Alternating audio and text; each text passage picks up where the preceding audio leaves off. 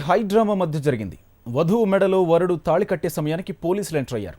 పెళ్లిని అడ్డుకుని వరుణ్ణి అదుపులోకి తీసుకున్నారు. వరుడు జనార్దన్ కారులో తరలిస్తుండగా తప్పించుకుని వచ్చి వధువు మెడలో తాళి కట్టాడు.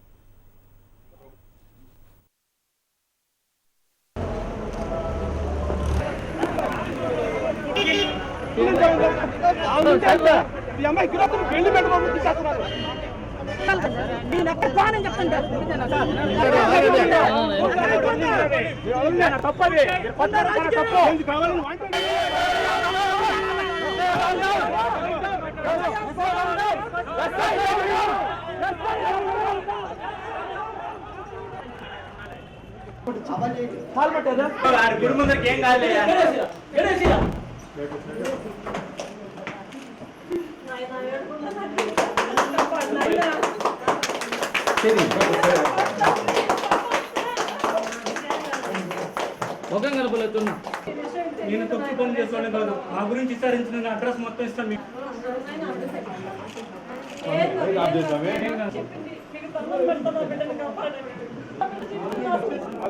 మీరు పక్కకి రండి, మీరే వచ్చాము.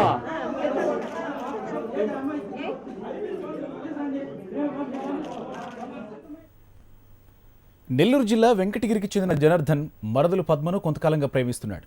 పెళ్లి ప్రస్తావన తెచ్చినప్పుడల్లా దాట వేస్తూ వచ్చాడు జనార్దన్. పద్మకు తెలియకుండా మరో పెళ్లి చేసుకునేందుకు రెడీ అయ్యాడు. సుమలత అనే అమ్మాయితో తిరుమలలో వివాహానికి సిద్ధమయ్యాడు. విషయం తెలుసుకున్న ప్రేయసి పద్మ నెల్లూరు జిల్లా డెక్కిలి పోలీసులను ఆశ్రయించింది.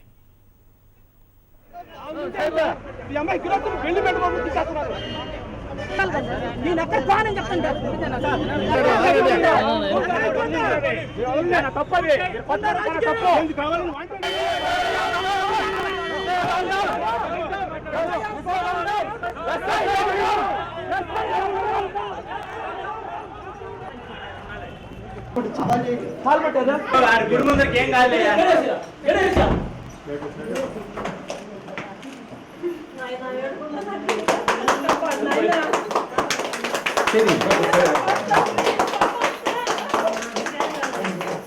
ముఖం కనపడుతున్నా.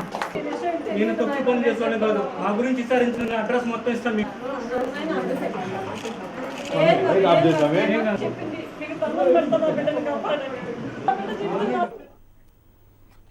వరుణ్ణి పట్టుకునేందుకు డెక్కిలి ఎస్ఐ తిరుమలకి వచ్చి పెళ్లిని అడ్డుకునేందుకు ప్రయత్నించారు. దీంతో పెళ్లి మండపం వద్ద జనార్దన్ బంధువులు, ప్రేయసి పద్మ బంధువులకు వాగ్వాదం జరిగింది.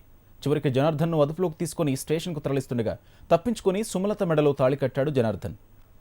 దారిని ఎవరైనా పెట్టినా కానీ కేసు పెట్టినా కానీ అది ఇతోటి ఎవిడెన్స్తో కూడా వచ్చేస్తుంది. సార్ ఏంది పరిస్థితి ఏంది, ఇప్పుడు దాకా ఎవిడెన్స్ ఉంది సార్, ఎవిడెన్స్ అంటే ఏం లేదు. అయ్యా కంప్లైంట్ ఉంది, నీ మీద కంప్లైంట్ ఉంది. ఏం కంప్లైంట్ ఉంది?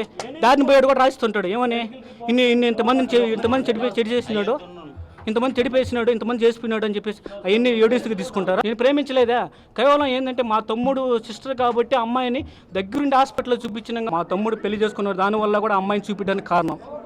లేకపోతే వాళ్ళు ఎవరు మేము మాకేం కర్మ అవుదా. అతను పెళ్లి పెట్టుకుంటాడు, పెళ్లి పెట్టుకున్న రోజు ఇటు పోలీసులు పెట్టి బెదిరించిన అంటే పెళ్లి ఆపోద్ది అని ప్లాన్ చేశారు. ఆ ప్లాన్తో జరిగింది. ఇది నుంచి చాలా కక్షలు ఉన్నాయి మాకు పార్టీ పరంగా.